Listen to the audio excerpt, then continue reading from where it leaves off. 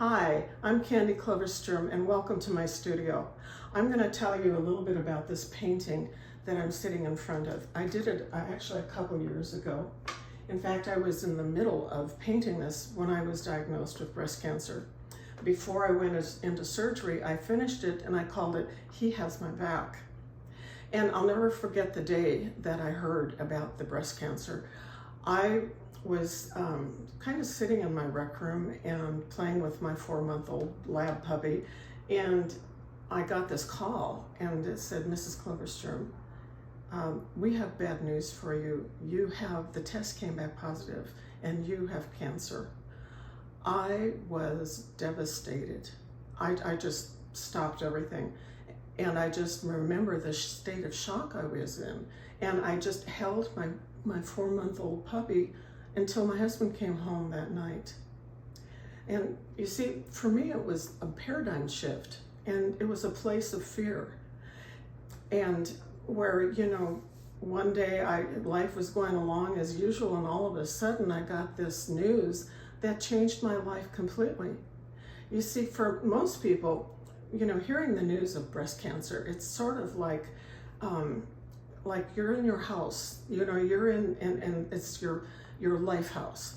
And when you're born, that's when you go through the front door. And you spend most of your early years just kind of going through the house and looking around the house and discovering what it is and what you're all about. But then by the time you start getting into your later years, you're edging into the kitchen, which is in the back. And on the very back door, the very back is the back door where you exit. Well, when I heard about breast cancer, I was starting to go into the kitchen. I was, later. I'm later today. And I was starting to walk into the kitchen, and but when I heard about breast cancer, it took me right to the back door, and I had my hand on the handle. And I felt like I was ready to exit this world. There's a lot of unknowns when it comes to breast cancer, and I don't care what stage cancer people are diagnosed. There are many people that experience this, and it's fear of the unknown. You don't know what is going to happen, and that's just the way it went. And I was stunned. I was stunned, where one day I would want to go shopping, and the next day I could have cared less. And it was a total paradigm shift for me. And my focus on life, it just zeroed me in on what is the most important thing here. One of the best things I got out of when I went through this was some advice from a friend. And his wife had been died actually of a 15-year battle with breast cancer.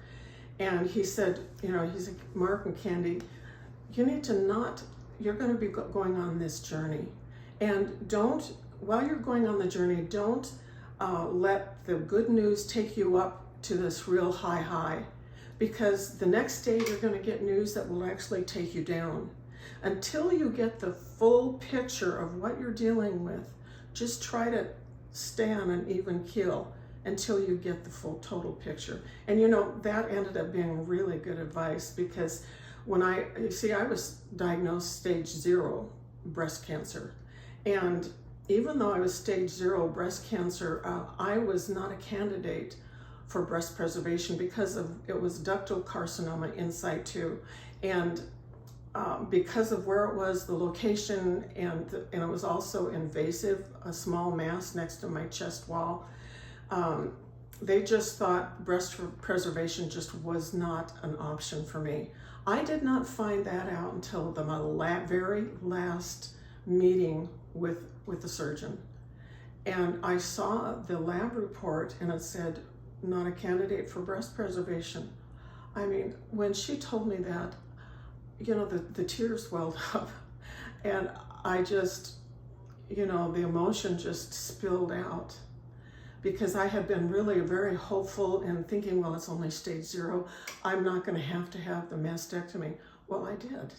Not only mastectomy, but I ended up with chemo also. And I lost all my hair, and I had some high highs and low lows, you know. I think the worst time was when the very last treatment, because I had 4 chemo treatments, and then I went into a year of Herceptin, and you have to have the chemo before you get the Herceptin. And so anyway, after the last treatment, I broke out into all full body rash, and it wasn't just small rash, it was like big chunks of, you know, all over my body, and it was like midnight when I really started breaking out. And I remember standing there and I was just sobbing. At that time, I hated my husband, I hated where I was, I hated everything about it, and I had a meltdown. But what was really interesting was, you know, before I went into surgery, I finished this piece and I called it, "He Has My Back." You see, I'm there painting my life journey. And as you see behind me is the Holy Spirit, and he has his hand on my shoulder, and he's guiding my path. The road, you see, there's a jumping off point where I will be exiting this world. And the Lord has promised that he will never leave me nor forsake me. But you know, before cancer, I kind of had this superficial relationship with him. But then breast cancer, I discovered that he was actually walking with me, and in my trials, he carried me. And that's when he really had me in his arms, and he really did have my back. And it doesn't mean we don't go through troubles, because we are in a fallen world. We will go through troubles in this life. But I'm here to tell you that if you reach out to Jesus, he will reach out to you, and he will also have your back. So,